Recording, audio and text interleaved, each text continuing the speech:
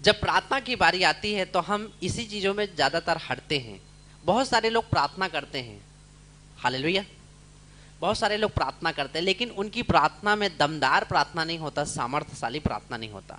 और आज मैं आपको बताऊंगा कि एक दमदार और तगड़ा प्रार्थना करने का सीक्रेट क्या है। हालेलुया।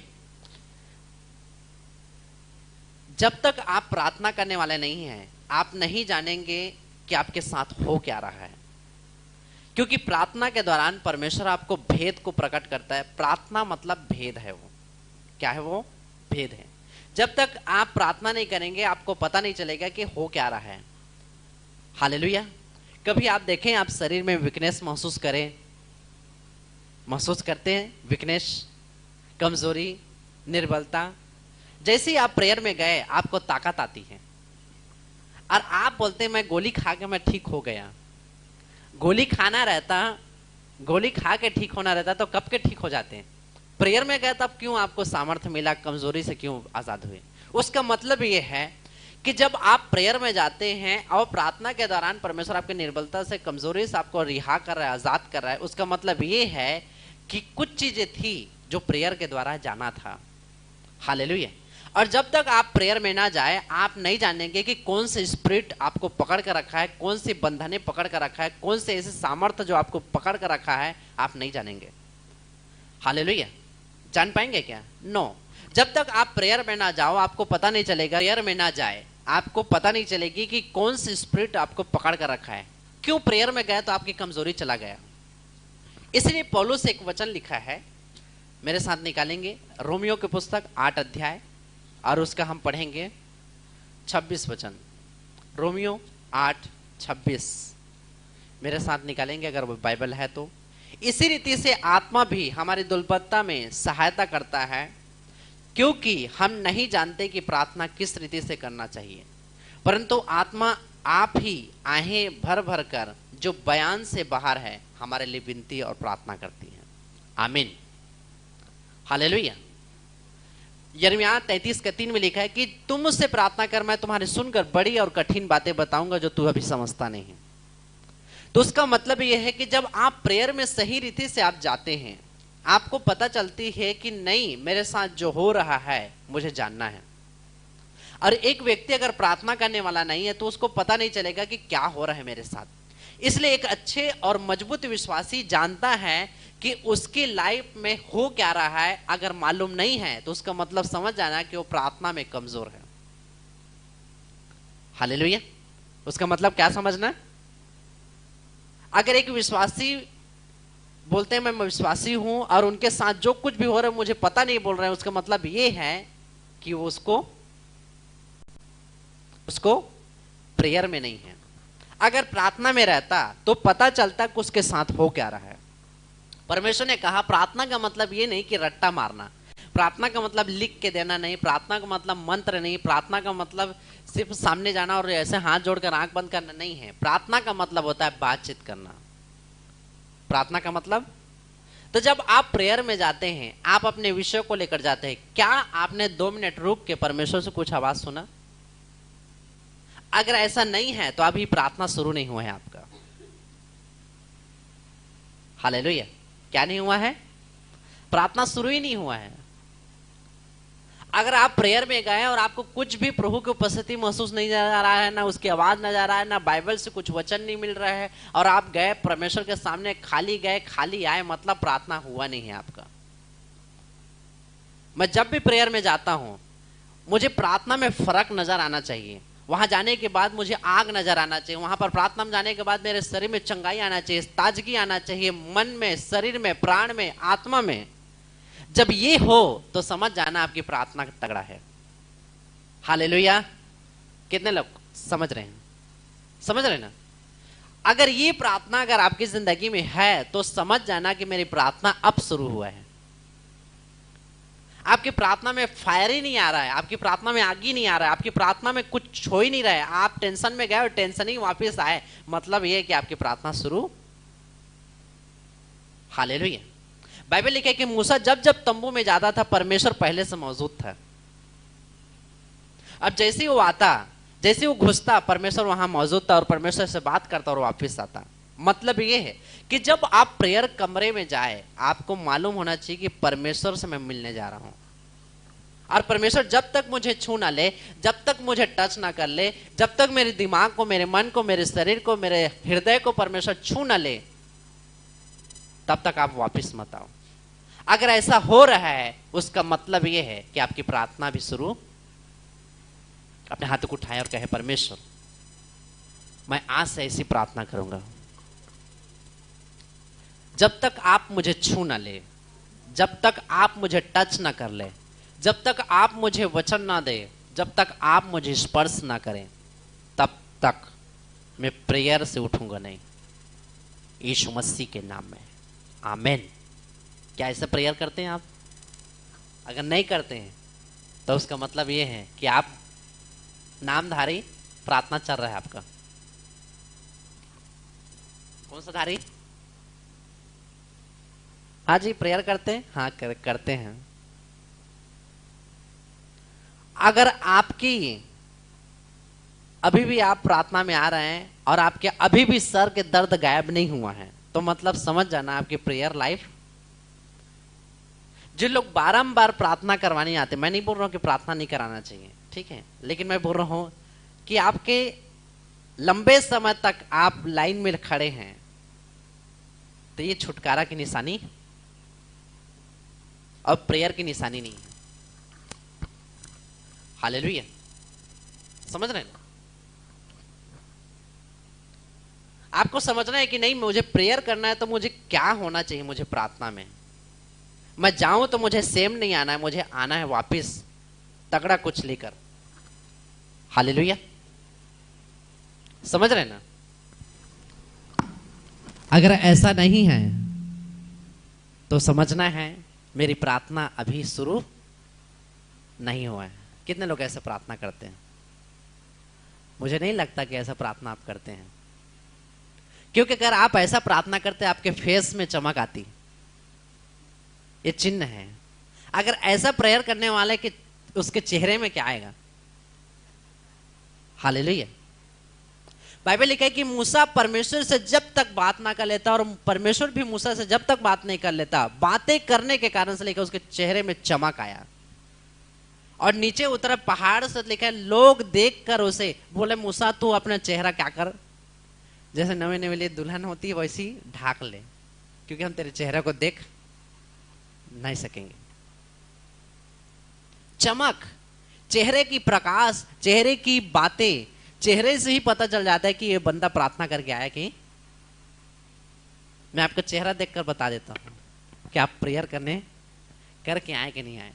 आपके फेस, आपके आंख, आपके मुंह, आपके हर एक चीजों में फ्रेशनेस नजर आएगी। हालेलुया। अगर आप प्रेयर करने जाए, अगर ये चीजें नहीं हो रही तो समझ जाना आपकी प्रेयर अभी शुरू।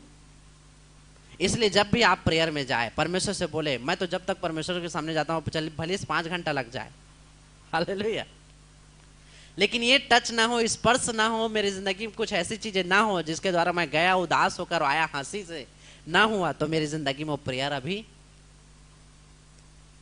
मुझे जब तक ऐसा ना हो तो मुझे नहीं लगता कि मैं प्रेयर करके आया हूं। हालेलुया। एक मजबूत विश्वासी, एक अच्छे विश्वासी का चिन्ह ये है कि वो जो प्रेयर करे जाए तो नाम के लिए प्रेयर ना होना चाहिए, काम के लिए होना चाहिए। हालेलुया। आग होना चाहिए उस प्रार्थना में, चमक होना चाहिए उस प्रार्थना में, फ्रेश होना चाहिए उस प्रार्थना के दौरान, डिलीवरेंस महसूस होना चाहिए कि नहीं कुछ बंधा हुआ था, मैं प्रेयर करके आया। मैंने बताया आपको, है ना? अगर गोली खाना रहता चंगे हो जाते आप, लेकिन प्रेयर में गए आपको उदासमान, आपका दिमाग में कुछ और चल रहा था और प्रेयर में गया उड़न छू हो गया। ये क्या है? उसका मतलब ये है कि आपकी प्रार्थना स्वीकार किया, आपकी प्रार्थना में जो वेदी में चढ़ाए वो चीजें परमेश्वर ग्रहण कर लिया। हालेलुया। इसलिए रोमियो की पुस्तक उसका 12 अध्याय उसका 1 वचन क्या कहता है, पढ़ेंगे। उसमें लिखा है कि परमेश्वर के सामने जब तुम जाओ तो कैसे जाओ। इसलिए मैं हे भाइयों मैं तुमसे कहता हूं, परमेश्वर के दया स्मरण लाकर विनती करता हूं कि अपने शरीर को जीवित, पवित्र और परमेश्वर की भावता व बलिदान करके चढ़ाओ, यही तुम्हारी आत्मिक सेवा है। जब आप परमेश्वर के सामने जाए तो सिर्फ आत्मा में ना जाए, सिर्फ शरीर में ना जाए, आपका मन, आपका शरीर और आपकी आत्मा तीनों परमेश्वर के सामने एकाग्र हो। इधर ऐसा नहीं ले 5 मिनट प्रार्थना करता हूं, देखे रे सिटी पर ही बताबे मोला का कर कुकर के फट मत जाए, दारा ज्यादा मत घर जाए। आप प्रेयर में गए हैं और कहां ध्यान है आपका, तो खाना बना ही लेते कर प्रेयर कर। हालेलुया, समझ रहे हैं ना। आपको समझना है मैं प्रेयर जाना है तो मुझे टाइम निकालना है उसके लिए। आप सबके लिए कैसे टाइम निकालते हैं? अगर ट्रेन में जाना रहेगा तो एक आधा घंटा पहले चले जाते हैं। अरे प्रेयर में जाना है तो आधा घंटा पहले तैयारी रहो। मेरे वाइफ को आप पूछ सकते हो, जब मैं प्रेयर जाता हूँ आधा घंटा पहले उसको अलर्ट करता हूँ, मैं प्रेयर में जाऊँ, मैं प्रेयर में जाऊँ, प्रेयर जाऊँ, बोल छोड़ दे हैं। हालेलुया, समझ रहे ना। आपको तैयारी के साथ जाना है, नहीं मुझे परमेश्वर के सामने जाना है, मुझे कैसे जाना है? आधा मन से नहीं, पूरा मन से। आपका शरीर, आपकी प्राण, आपकी आत्मा तैयार होना चाहिए प्रार्थना के लिए। और जब आपकी प्रार्थना कंप्लीट होती है, जब आप पूरे रीति से तैयार हो जाते हैं, नहीं परमेश्वर के सामने जाना और मुझे कुछ पाना है वहां से। हालेलुया। राशन लिस्ट लेके जाते हो, ठीक है, मैं नहीं बोल रहा हूं उसको मत लेकर जाओ, लेकिन राशन लिस्ट ले जाने से पहले तो आप परमेश्वर से बात तो कर लो कम से कम, कि वो राशन लिस्ट को तो परमेश्वर जानता ही है पहले से क्या क्या क्या जरूरत है आपको। लेकिन क्या ये सोच कर गए परमेश्वर आज कुछ विषय रहे चाहे ना रहे, मैं आज आपसे बात करूंगा? क्योंकि हम प्रार्थना का मतलब ये समझते हैं सिर्फ लेना। क्या प्रार्थना का मतलब सिर्फ लेना नहीं। परमेश्वर ने कहा कि जब तुम प्रार्थना करने जाओ तो अन्य जाति के समान बकबक ना करो। और क्या कहा है? रट्टा मत मारो। पढ़ेंगे ना क्या लिखा है मत्ती रचित सुसमाचार। यीशु मसीह क्या कहता है? कहता है कि जब तुम प्रार्थना करने जाओ तो तुम क्या करो ना, कहता है तुम रट्टा मत मारो, दिखाओ मत सड़कों मेड़ों में कि मैं कितना प्रार्थना करता हूं। कहता है कि जब तुम प्रार्थना करने जाओ, 6:6 मत्ती 6:6, परंतु जब तू प्रार्थना करने जाए तो अपनी कोठरी में जा, द्वार बंद कर, अपने पिता से गुप्त में प्रार्थना कर, तब तेरा पिता गुप्त में देखता तुझे प्रतिफल देगा। आमीन। क्यों परमेश्वर ने कहा कि तुम प्रार्थना करने जाओ तो द्वार बंद कर देना, कमरे में रहना, कोठरी में जाना? क्यों बोला परमेश्वर ने? अगर आप किसी से मिलने जानते हैं, कुछ खास काम रहता है, तो आप क्या करते हैं? अकेले मिलते नहीं, मिलने जाते हैं ना? मिलने जाते कि नहीं जाते? अगर ऑफिशियल काम रहेगा तो उसका अलग से वो रहता है, कमरा रहता है, जनरल डिपार्टमेंट जैसा नहीं रहता है। आप टीआई के पास जाओगे तो अलग से रहता है, उसका केबिन रहता है कि नहीं रहता है? प्रधानमंत्री के पास अलग केबिन है, अधिकारी के पास अलग अलग केबिन है, पुलिस के बाद भी अलग, डॉक्टर के पास अलग अलग केबिन होता है। सोचो, होता है कि नहीं होता? सोचिए, जो डॉक्टरों का डॉक्टर है, अधिकारों का अधिकार है, जो सब कुछ कर सकता है, उसके लिए हम अलग से केबिन नहीं बना सकते। अलग से केबिन, वही जनरल खटिया में उठे है तो वही खटिया में प्रार्थना कराते हैं। हालेलुया। मैं आपको बता रहा हूं, आपको समझना है। आपका रूम होना चाहिए, परमेश्वर से मुलाकात करने जाना है। हम राजाओं के राजा के पास जा रहे हैं। परमेश्वर कहता है कि जब तुम प्रार्थना करने जाओ तो कोठरी में जाओ। कहां जाओ? तो धान के कोठी की बात नहीं बोलते, रूम के बारे में बोल रहे हैं। पर्सनल रूम, आप उसको परमेश्वर के सामने एक मिलने की जगह जा रहे हो। एक मजबूत विश्वासी वो आम प्रेयर में नहीं बैठेगा, वो एक मजबूत विश्वासी है तो उसको पता होता है कि नहीं, मैं प्रेयर करने जा रहा हूं, मुझे कैसी प्रकार की प्रेयर करना है, तैयारी के साथ। जब भी मैं प्रार्थना में जाता हूं, मैं बाइबल बिना एक बुक से एक नोट बुक्स नहीं रहे तब तक मैं नहीं जाऊंगा, क्योंकि मुझे मालूम है कि मैं जब प्रभु के सामने जाऊंगा तो मुझे कुछ न कुछ बताएगा। और हर दिन मैं बुक्स रखा रहता हूँ। मेरे कुछ विश्वासी लोग जानते हैं, मेरे इधर टेबल में रहता है वो बुक। और छोटा मोटा बुक नहीं, इतनी जड़ 5 पृष्ठ 10 पृष्ठ वाला है, मोटा है। मुझे पता है परमेश्वर बात करेगा 10 पन्ना से कम नहीं बात करेगा। हालेलुया। समझ रहे हैं ना? आपके अंदर ये चीजें समझ आना चाहिए कि जब मैं परमेश्वर के सामने जा रहा हूं मुझे कैसे जाना है। हालेलुया। समझ रहे हैं ना? आपको समझ आना चाहिए। नहीं मैं प्रेयर करने जा रहा हूं, मेरे पास बाइबल होना चाहिए। नहीं मेरे प्रेयर करने जा रहा हूं, एक नोटबुक होना चाहिए। नहीं मैं बाइबल पढ़ने, मैं प्रार्थना करने जा रहा हूं, मुझे मेरे पास एक कमरा होना चाहिए। नहीं मैं प्रेयर करने जा रहा हूं, मुझे परमेश्वर के सामने अपना शरीर, अपने प्राण, अपनी आत्मा, सब चीज को कंप्लीट परमेश्वर सब काम निपटा के अलग से टाइप। क्या ऐसा प्रार्थना है? तो आज सुधार आने जा रहा है। आमीन। और मेरा विश्वास है कि ये वचन आप सुने हैं, ये वचन के द्वारा आज से आपकी प्रार्थना चेंज होने जा रहे हैं। आमीन। हालेलुया। आप ऐसा प्रेयर करेंगे।